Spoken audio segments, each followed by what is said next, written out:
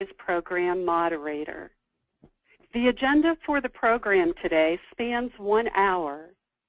Our presenters are from Catholic Health Partners, which is highly recognized for its leadership in quality health care. They'll give you an organizational overview, but let me take a moment to highlight some of the recognition they've received in the past couple years. Earlier this year, CHP received the Premier Healthcare Alliance Award. Last year, CHP was named to the 100 Integrated Health Systems to Know by Becker's Hospital Review. Also in 2013, CHP was listed for the 6th time in the top 100 of the prestigious Information Week 500, an annual listing of the nation's 500 most innovative users of information technology.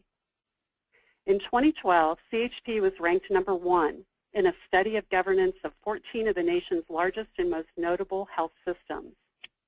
Also in 2012, CHP was named Outstanding Organization of the Year by the National Association of Health Services Executives. Today, Linda Dodge and Janelle Vickers of CHP will be sharing their experience with introducing lean concepts to the healthcare environment. In particular, training and leading waste walks in hospital units and physicians' offices. We invite you to play an active attendee role. Use the attendee control panel to pose questions throughout the presentation. We'll check with you. We'll pause midway through the program for questions and then conclude with a final Q&A segment. This MBB webcast is sponsored by MoreSteam.com. We have trained over 400,000 Lean Six Sigma practitioners and served over half of the Fortune 500 companies. We have long-standing business partnerships with ASQ and PMI and academic partnerships with Ohio State, Cal Poly, and George Washington. We enjoy working with our partners and clients to provide free professional development programs such as our webcast today. Let me give you a little background on today's presenters. Linda Dodge began in healthcare 28 years ago as a registered respiratory therapist. She has worked in the respiratory therapy program, the ABG lab, the EEG department, and built a tobacco cessation program. She obtained her MBA from Tiffin University and was then promoted into the Operational Excellence Program as the Black Belt Lean Facilitator. She currently serves on the Advisor Council for the Health Value Network and is one of the founding members of the Northwest Ohio Lean Six Sigma Collaborative. Janelle Vickers has been with CHP 6 years, focused the last 3 years on improving 110 physician practices with Lean. Her previous experience includes 32 years in manufacturing at Owens Corning, for a variety of management, IT, and process roles. Her last years at Owens Corning focused on improving supply chain processes with Six Sigma projects. She obtained her MBA and BS from Bowling Green State University, completed certification in Six Sigma, Lean, project management, and as a computing professional. She has spent 12 years in leadership roles with the Association for Systems Management, or ASM. Thank you so much, Linda and Janelle, for joining us this morning. Good morning. This is Janelle, and we are excited to share Waste Walks with you today. Catholic Health Partners, or CHP, as you can see, covers 2 states, and we have over 30,000 employees with 23 hospitals and cover 7 markets. We are considered the largest healthcare system in Ohio and the 4th largest employer in Ohio. And we are unique in that we are the largest healthcare system with standardized EPIC platform. We're very committed to the community. We're faith-based. We were founded by Catholic nuns over 150 years ago, and we do have several teaching facilities. Our mission is to extend the healing ministry of Jesus by improving the health of our communities with emphasis on people who are poor and underserved. And we are very committed to behaviors such as compassion, excellence, human dignity, justice, sacredness of life, and service. In 2013, CHP contributed $375 million to their communities.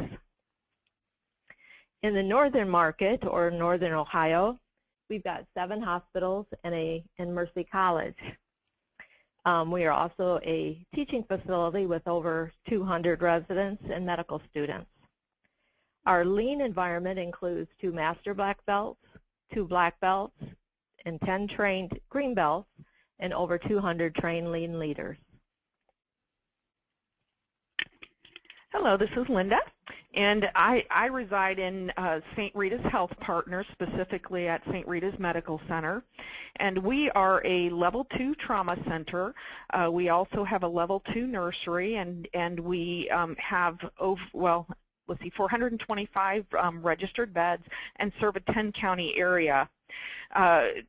I am the trained black belt for our system, and we have 3 green belts trained currently and over 41 certified lean leaders, but that we have, I believe now our count is 94 people trained in lean specifically.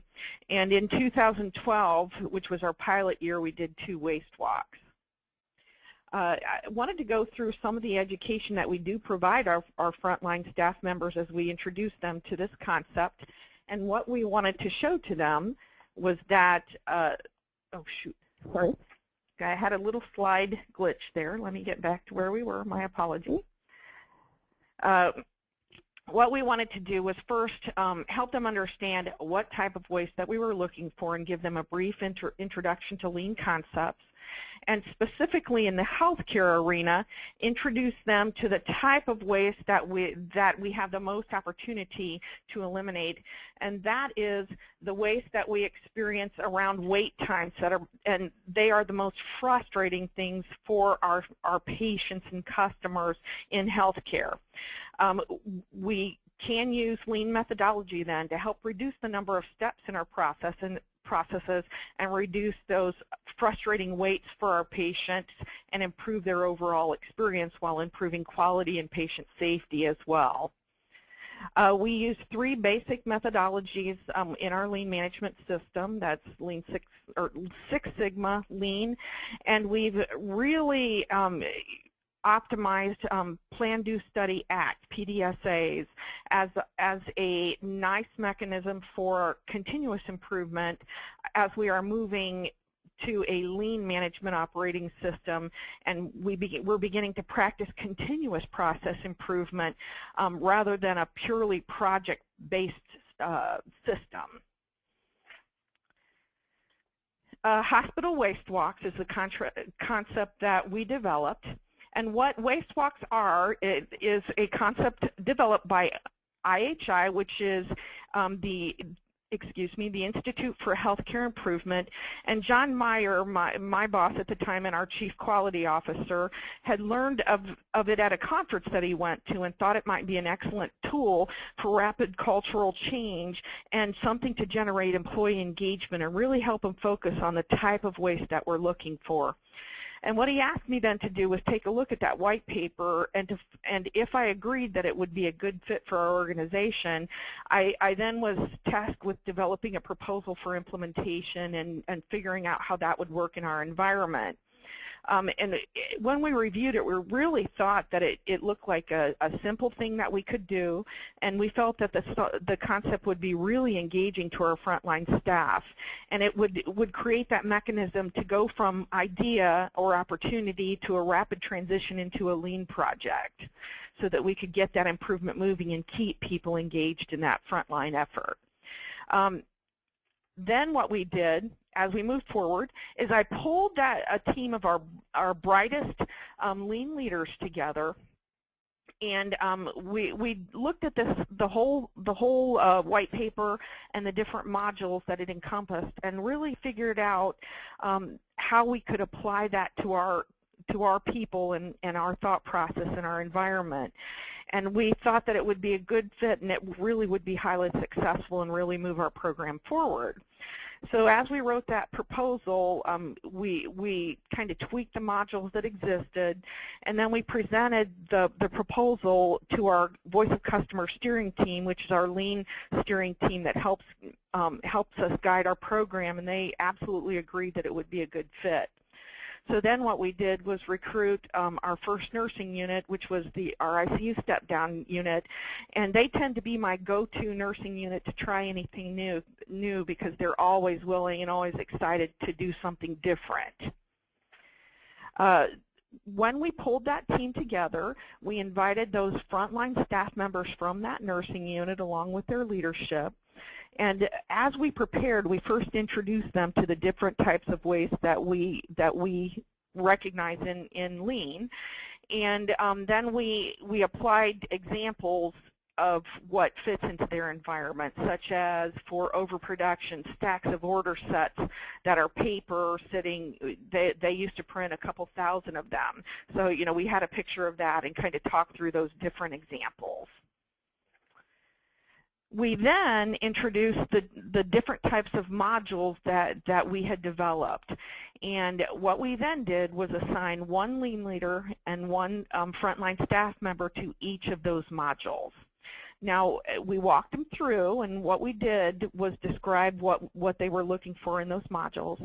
And in the ward module, we focused on room utilization and patient flow overall. And we chose, in particular, their care facilitator for that nursing unit. And we literally walked from room to room discussing the type of patient, what their needs are for being on the unit, and what opportunities how could we have done it differently, and then we noted those. And in the diagnosis module, we focused primarily on the clinical diagnosis and the testing, monitoring, and different things that were being used to treat the patient. Were they appropriate for that diagnosis? Were we doing more than we need to? For IV infusions, could it have been converted over to by mouth sooner? In the treatment module, we focus specifically on overutilization of therapies that were ordered against the best practice for that particular diagnosis. In the patient module, we actually went into patient rooms and talked to patients to get their direct input on the care that they were receiving. One of the questions that we asked, do you see any delays or any treatments that you think were unnecessary or delayed your care? And if that patient was being discharged that day, we asked them if they had all the information they felt they needed to know to go home and be successful. Then in the process module, we focused specifically on the flow of the work on the unit. What we really wanted them to understand is that Lean, although it was developed in industry, and a lot of the pushback I received initially was people aren't widgets. It's not a widget moving down a line. But what we help them understand is there are underlying processes to everything we do. And if we can standardize that and do it well and eliminate the waste, it'll help us move forward and give more predictable outcomes in our care. Then here's a few examples of some of the waste that we identified on our waste walk. And as you can see, we had plenty of work to do. I want to give you an example of one of the modules that IHI provided in their packet, and we kind of tweaked it just a little bit to fit what we were looking for. And then we went ahead and ran with those modules as per our first development. After our second waste walk, well, every time we did a waste walk, we pulled the team together just to do a quick debrief and what could we do better. And they definitely realized that we had an opportunity in the forms. And as you can see, we wanted to find a way to easier quantify where our highest or lowest hanging fruit was, our highest opportunities or lowest hanging fruit. So we developed a severity and frequency matrix to help us compute that, and then just more of an easier way to document the type of waste that we were seeing so that they could quickly circle and add a brief description. As we prepared for each event, what our practice is to reach out to the unit manager, although now they pretty much reach out to me. They recognize opportunity as a unit manager to see it, and they want to help get their staff engaged. But initially, we reached out to the manager first, and we met with them to explain the concept. And then after we had that, we had the manager reach out to their staff then and ask for volunteers, because we felt it was very important to get those frontline staff members engaged and review the waste on their own unit. And then what we did find opportunity as well, as we went out sequentially to other units, we found opportunity in pulling a few of those staff members forward to the next event or backwards to a preceding event to allow them to experience it ahead of time. And then we set the date for the event. At this time, our lean program had been around for a while, so I really was kind of nervous at our first event, thinking that we wouldn't find that much opportunity, because I thought we were doing a really great job, and we were. But what we found was quite the opposite. I definitely believe I probably have job security for the next 20 years or so. We found plenty. And one of the things specifically on this unit that we found was test overutilization. The highest level opportunity that we saw was troponin and CPK testing. Those are blood tests that indicate heart disease or acute injury to the heart. And those are typically ordered, a troponin is done one test every 6 hours times 3 tests, and then not again unless the patient is experiencing more chest pain later in their stay. Then CPK testing is usually done once, but that is kind of an older test, and what best practice says is we probably don't even need to do that test, but it was being ordered on virtually every patient. What we found with the troponins was not only were they being done the first 3 times, but it wasn't being stopped. So if the patient was there for 3 days, they were getting that blood test every 6 hours. Well, because it was only ordered once, we only get reimbursed for one, so that's all waste. We don't want to expose our patient to blood testing that is not necessary.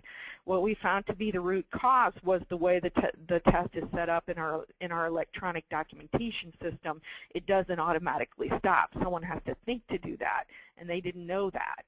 So we quickly got that fixed. Another significant waste to the frontline staff is that the frequency of phone calls that our nurses get from doctors, from patients' families, from other testing units within our system. And when we studied that and worked to reduce the number of those phone calls, they were getting interrupted with a call literally every 4 to 5 minutes. And the average medication reconciliation takes a nurse about an hour and a half to do, if that's all she's doing. And when she got interrupted literally every 5 minutes, she had to reorient then to what she was doing after that phone call, and it prolonged that process even further. And we saw many other types of waste, so we knew we had a lot of opportunity. What our nurses found, the key realizations, is that they were surprised about how much waste was in what they do. So much of that is just how we've always done things, and it's so integrated into the work that they do, they didn't even see it until someone pointed it out to them. And then when they identified that waste and saw the opportunity, they were amazed at how truly it impacted the patient's length of stay at our facility, and how that waste in turn impacts our facility's financial well-being, because those, like any excess testing being done, we don't get paid for, nor do we want our patients to have to go through that. We did realize that it would have been great to have a physician be part of that, of the effort. Although the nurses did a great job in understanding what they were seeing, that buy-in from the physician and really helping them think through the possibilities of why something might have been ordered or not ordered would have been hugely beneficial, and in later events we found it to be quite successful. And we also quickly recognized that we could take this further. It could be applied in other areas, and in some of the future waste walks that we've done, we've taken that out to our patient financial services and did that in an office environment, and that went super well. We saw lots of opportunity there. and also out to our physician practices, St. Rita's Health Partners. We have over 80 practices, and I'm going to turn the presentation over to Janelle, and she can tell you about the success as well in her environment.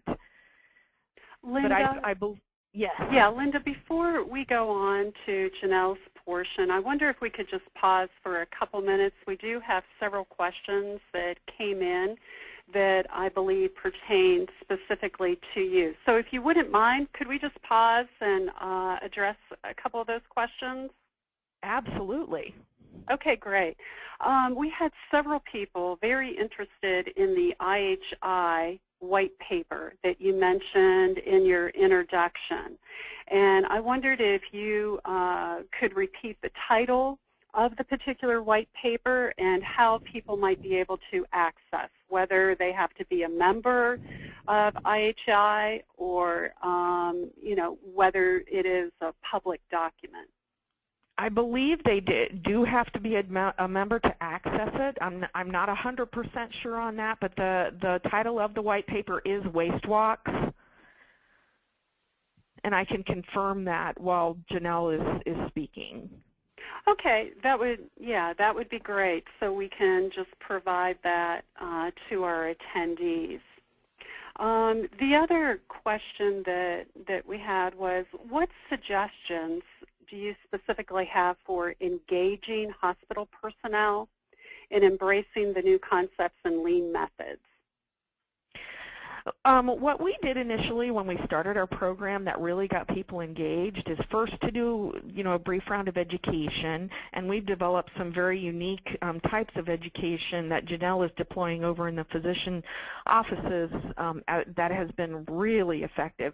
But what we focused on first was the waste walks, because we wanted them to recognize what they were looking for and really to understand that we're focusing on processes, not people. This is not an effort to eliminate staff.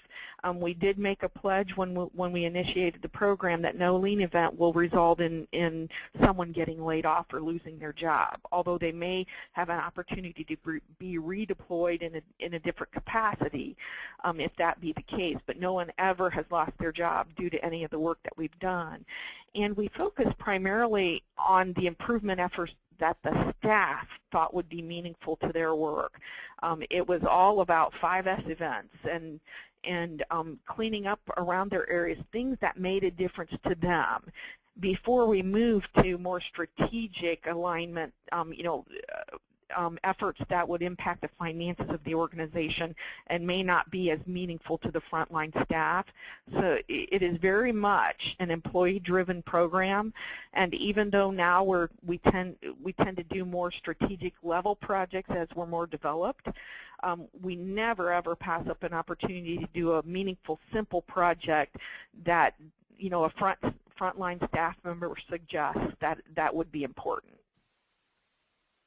Okay, very good.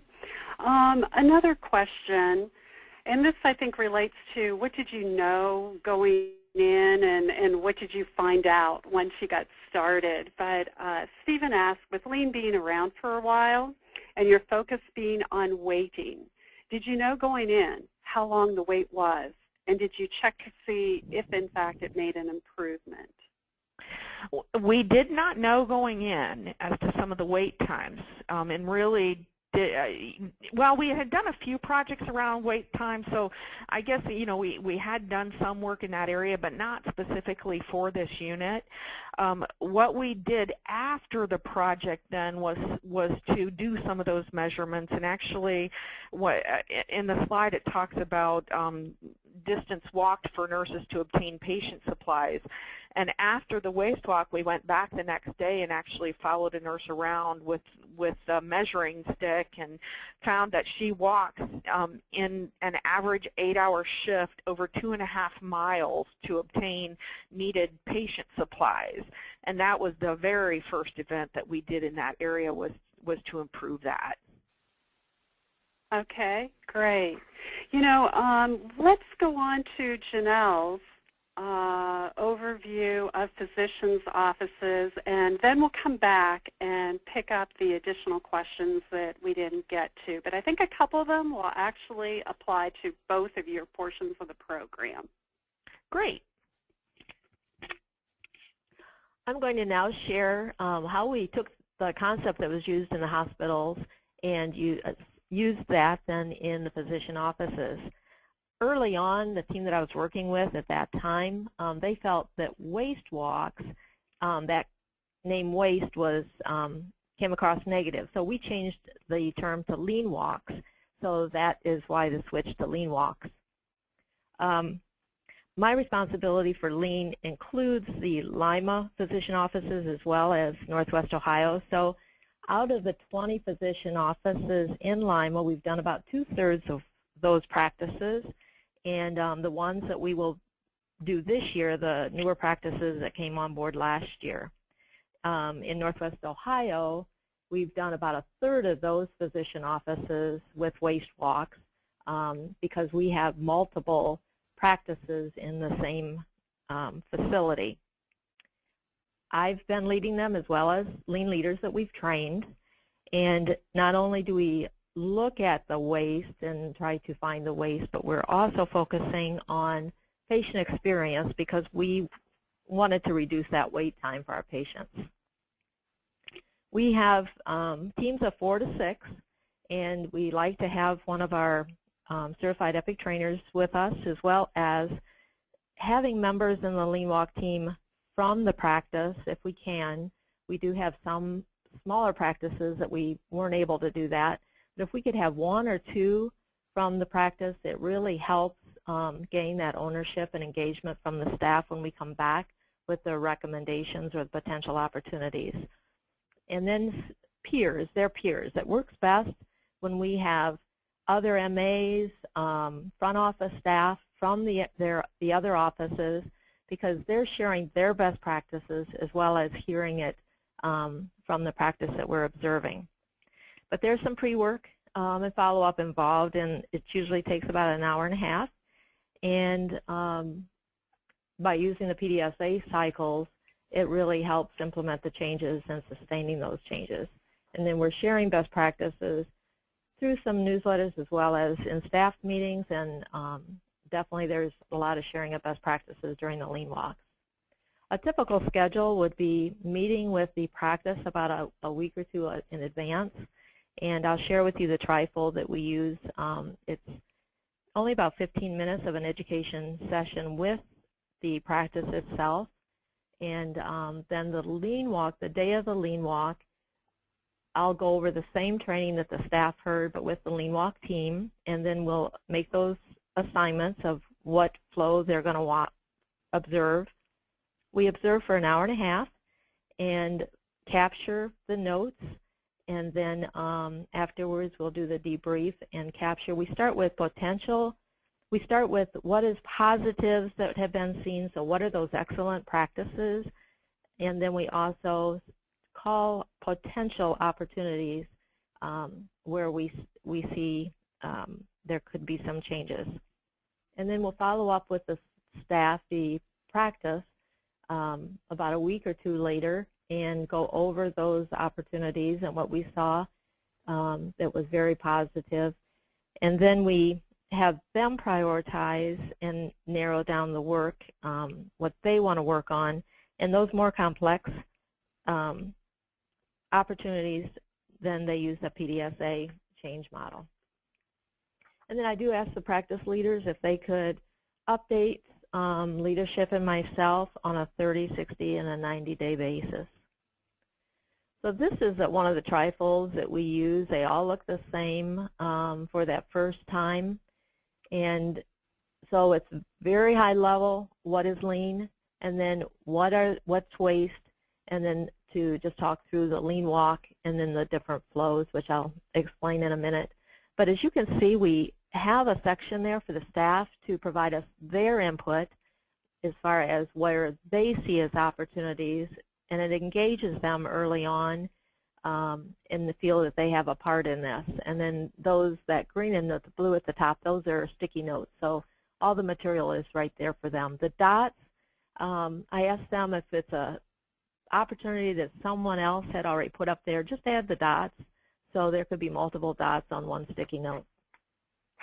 And then when we come back after the lean walk, the 1 to 2 weeks, we'll take their ideas as well as from the lean walk team, and then we always say focus on just a small number, and then after those are done, reprioritize. The flows that we observe, the patient flow will follow a patient from the time they enter the door till they leave. And so at check-in, when they tell the patient that there's some observers, we have one of the lean walk members approach the patient after they have all their forms filled out and just ask up front to make sure it's okay. We also ask the physician, is that okay that we follow the patient in the exam room? And most of the time that is no problem, but we always ask the patient as well. And then we have observers in the front office looking at check-in, check-out scheduling, in the clinical area back focusing on nurses, MAs, and how they work with the patients and with the physicians. And then we added this year the physician flow. And we're very cautious to let the physicians know we are not challenging how they practice their medicine, but if there's something in between the exams that we can help them, if the MAs could start their orders sooner, be there for them if they need help. But that's what we observe with the physician. And we make sure that there's only one lean walk member, of course, in the exam room at a time. And then we did add the supply chain module as well, looking at all their supplies and how they manage their inventory. From patient satisfaction, at check-in, we give them a brightly colored card with some very few questions, but a quick rating on how their entire visit had been. We ask them to return it at checkout, so we give them a pen and we have a basket at checkout. And we usually do get some good feedback. If we know there's long wait times, sure enough, that's what we hear from them as well.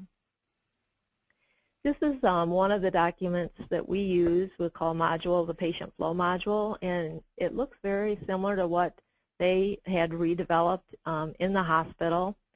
But we added, based on the different flows, we put the processes there. You can see for the patient flow, any of the processes that they experience, and it just gives a chance for the observers to, instead of writing check-in or rooming, they're just circling the process, circling the frequency, how often does it happen, and we always get that question.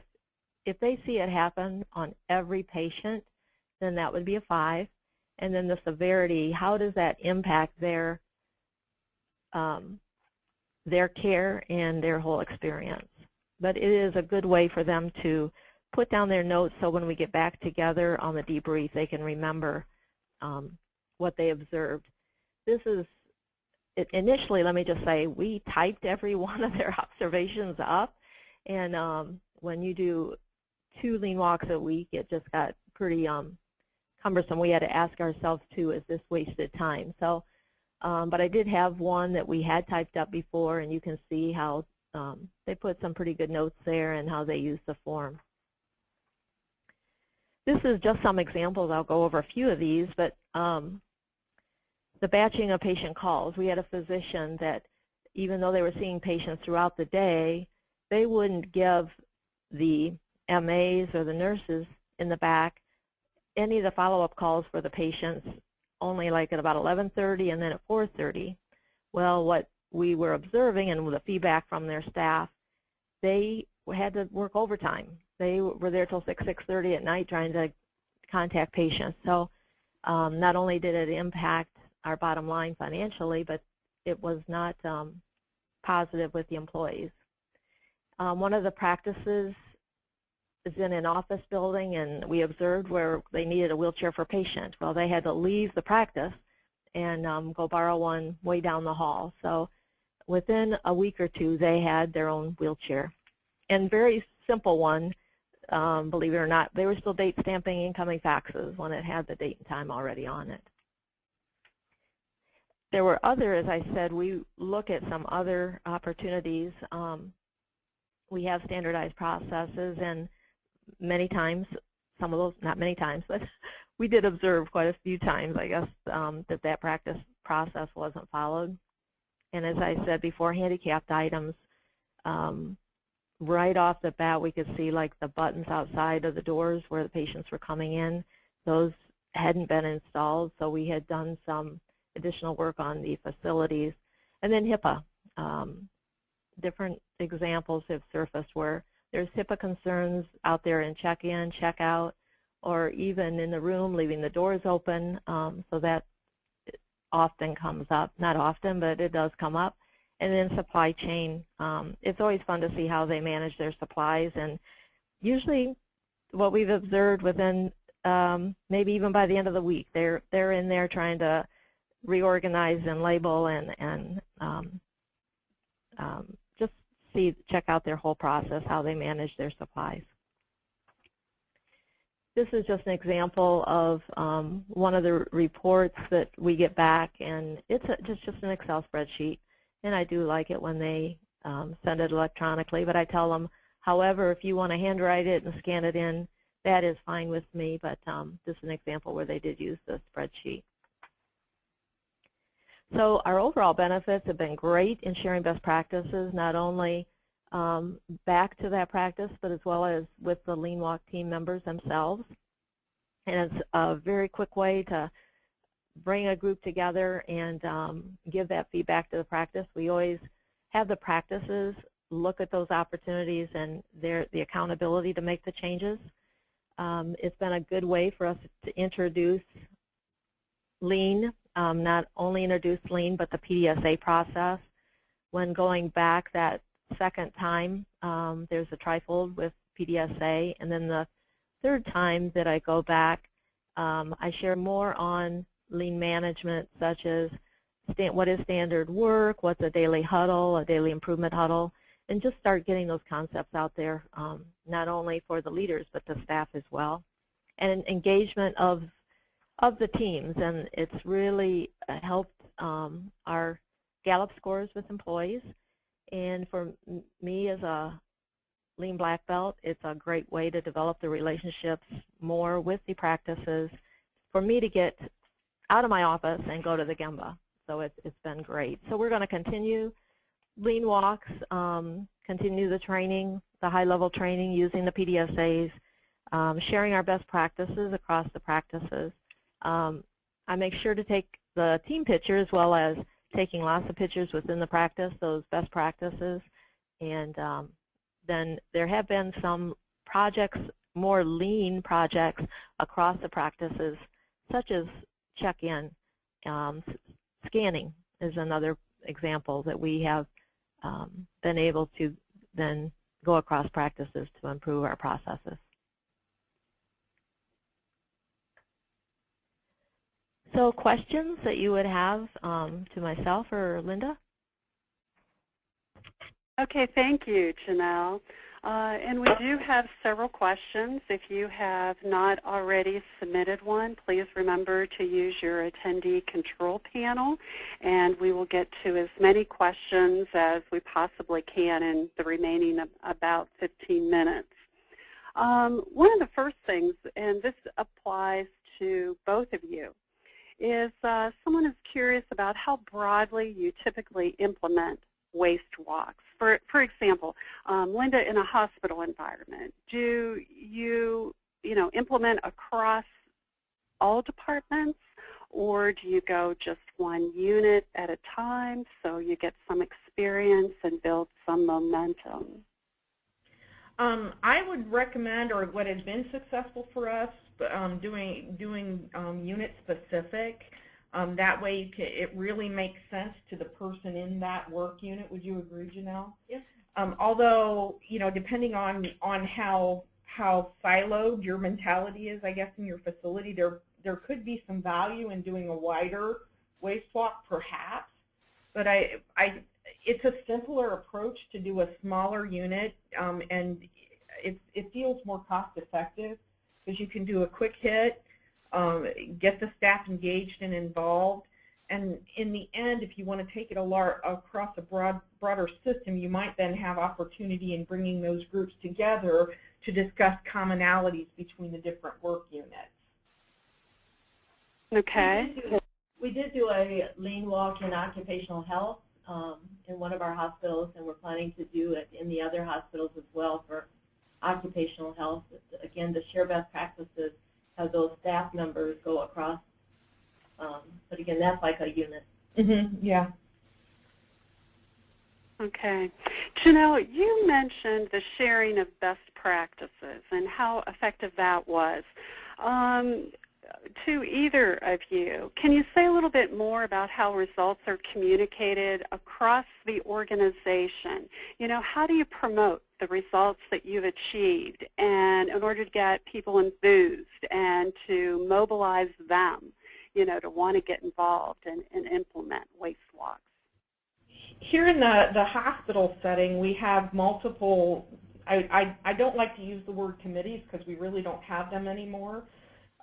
But we have groups that get together periodically. We have the Unit Leadership Council, and at the unit level, the nursing unit level, we have what we call unit councils, and those are frontline staff members that work with the manager to truly manage the unit, which is one of the important components of our lean management system because it really gives them governance, and it helps them control the work that's going on in the unit. Specifically, you know, the financials, the patient flow, and improvement work being generated, and they meet monthly, and that has become a nice forum to spread those best practices and new things learned. And that is what we do as well. Our practice leaders meet on a monthly basis, and almost every one of those meetings, one of those practice leaders that had a lean walk, I like to give them the recognition and have them stand and share some of the best practices in their practice that surface.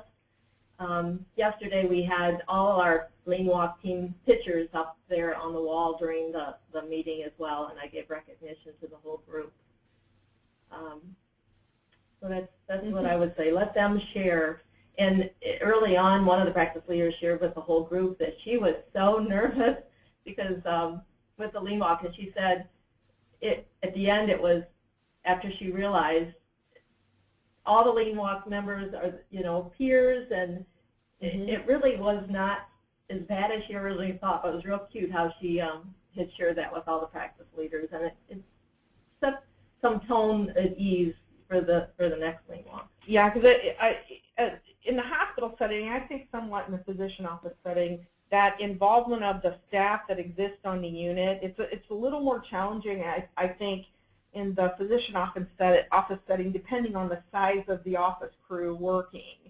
You can't take everybody out and still have the process move, but in the hospital setting, it's a little easier, and I think very critically important to use the people that work in the unit to identify the waste versus someone coming in from the outside and pointing out all your flaws. And that was kind of some of the reason I think that you guys moved from waste walk to lean walk. In their setting, in the environment, in the place that you're at in your lean culture development, the waste seemed like a more negative term. And for us, we're a little further along in that educational and cultural change. So I wanted to point out that we are looking for waste. And then we do lean. Lean is the process of waste removal for us to get rid of that waste that we found. So it was just a different spin on the same tool, but it seemed to be very effective for us. Mm-hmm. Now, do you have any tidbits maybe that you can share in terms of staff reaction when you go to implement a waste walk into their areas? I mean, one thing that our audience is interested in, it seems, is that how much of this is what I'll call a push versus a pull from like either an individual physician office versus an organizational unit. For us in the hospital setting, the first couple of waste walks were a push, definite push, until the word started getting around. And then I started getting requests. And right now, like we're deploying our lean management system, and as you know, it caught fire and the culture really began to change and build some huge momentum. Our nursing leadership, when we were planning strategies for 2014, I was not at the meeting, and I got a call from our chief nursing officer. She said, Linda, you're going to be very busy this year. She said, you want to know what the number one strategy is for our nurses? They want lean management in their nursing units, and they want it done by the end of the second quarter. And considering I'm one person to train how many, I don't know how many, we have 20, 30 nursing units, it's going to be a busy first quarter, or the second quarter for me in particular. But it has become very much a pull versus a push, and we're just running to keep up. Yep, I got an email this morning asking that an OBGYN office wants to do a lean walk soon in her office.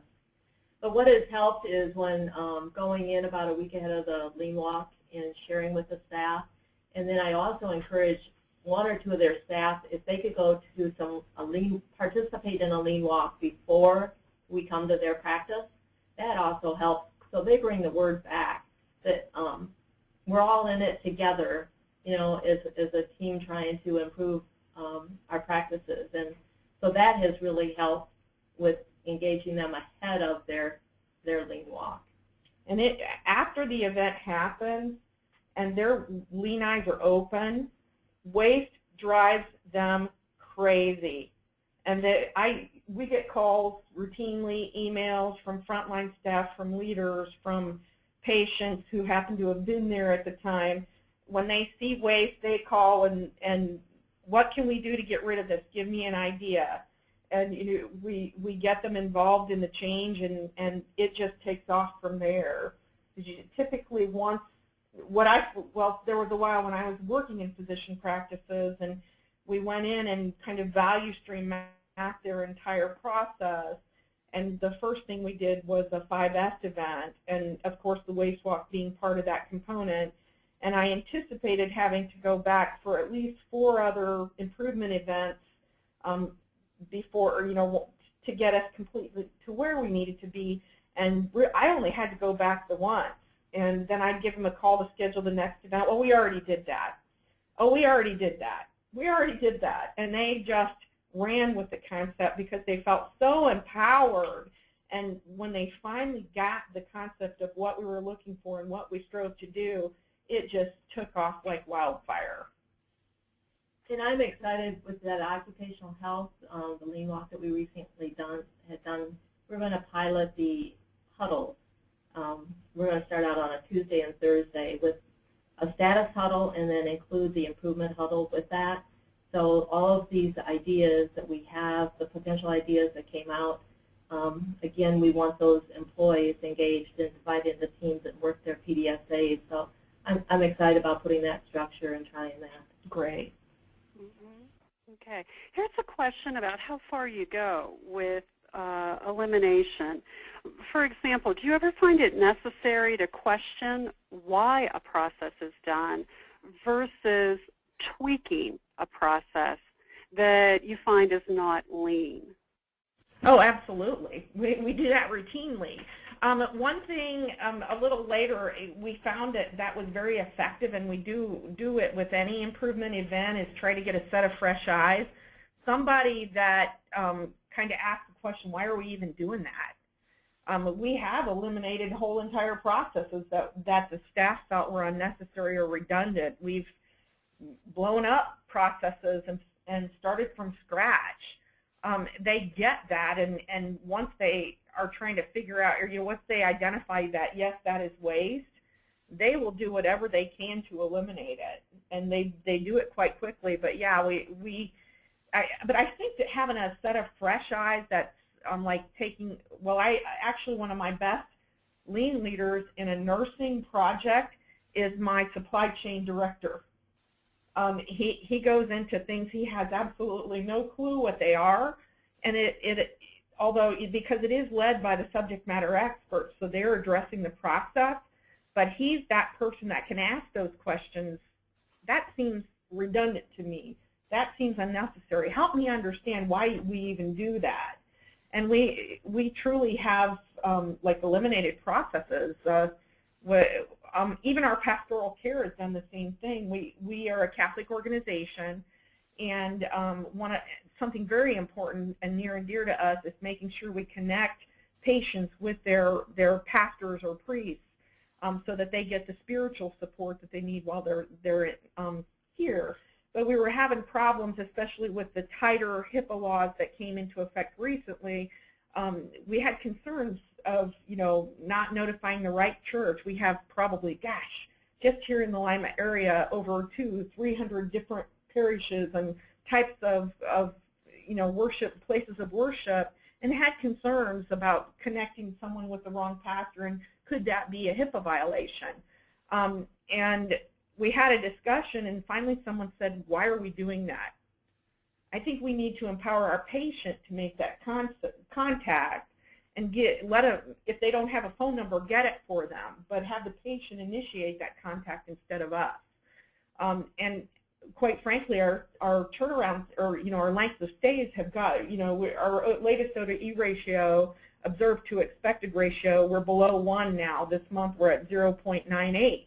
So it kind of comes to the point is that they stay so briefly, the pastor doesn't even have time to make contact anyway, but could they then do a visit at home? So that was one of those things where we kind of had the realization, why are we even doing that process? It puts us at too much risk, and we think putting the patient directly in contact with their pastor is a better way to go, and it's worked very well for us. Okay. We're almost to the top of the hour, but I'd like to take one more question, and I think it's a good question to end with because it brings things up maybe to the global level.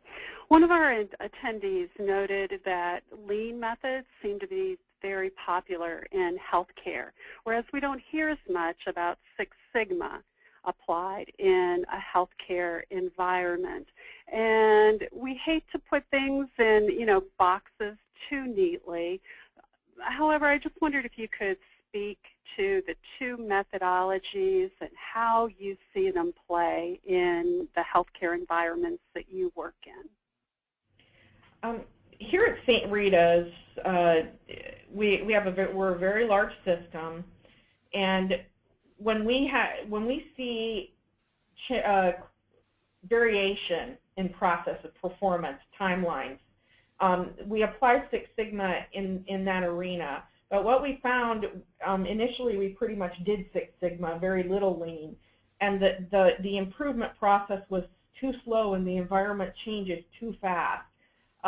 We did an IV infusion project, and we implemented one improvement effort as part of that Six Sigma project, and literally 4 weeks later the government changed the standard and we had to readjust the whole thing.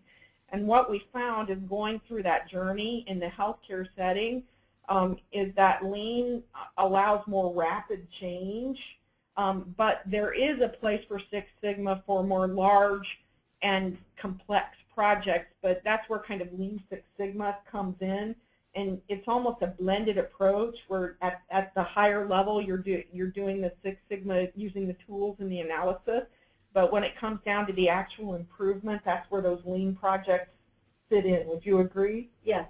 And then the PDSAs, the test of changes, we're seeing that is easier for to have that integrated in the infrastructure for them to easily understand we have a problem and pull together some people and work that through.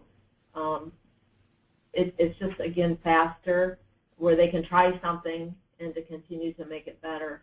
Yeah, that fits in really well with lean management as we're moving, because we really truly have redesigned as a system our entire operating model based on lean management. And what those PDSA cycles do is, like, for those things in the moment that, hey, I like what we created, but I think we can do it just a little bit better, so that it really gets them into that continuous improvement mentality, and it's not just a project that has a beginning or an end. And we still and always will do lean projects and Six Sigma projects for those higher level, more complex, multi-system issues, but those things that can be handled on the nursing unit in the moment, that's where PDSA cycles fit in quite nicely. And what we're developing then is that mechanism to pull those ideas together and share.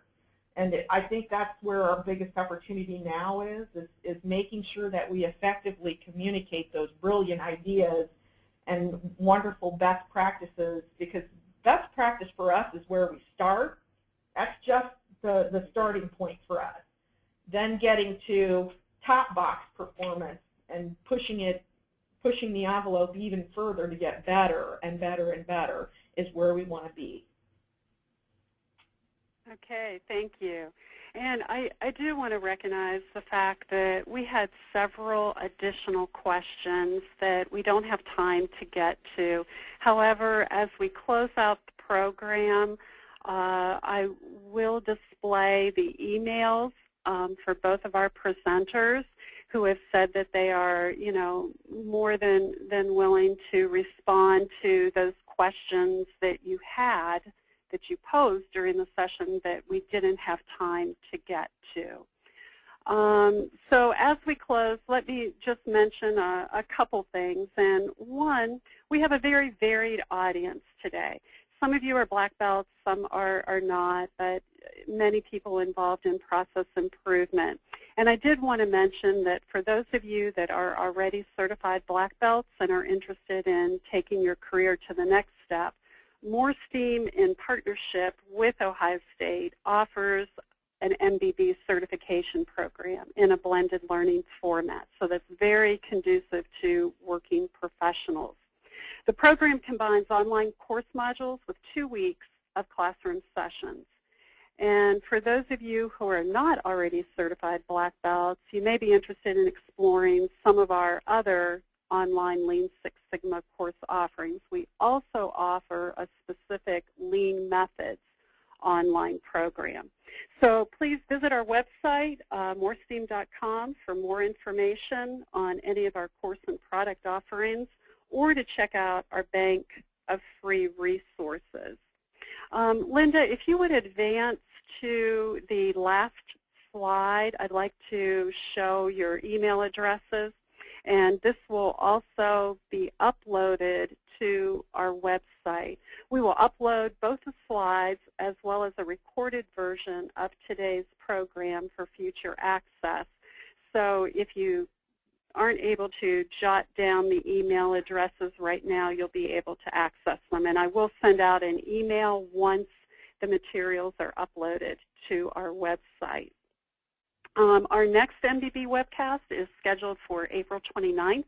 We have Cheryl Vogt and Maria Fry, who will be reviewing their can't-miss model for remote coaching and sharing their successes in developing a framework for the soft stuff of coaching process improvement projects. Again, we thank you for spending the past hour with us and part of your day. We hope you'll join us for upcoming programs. Thank you.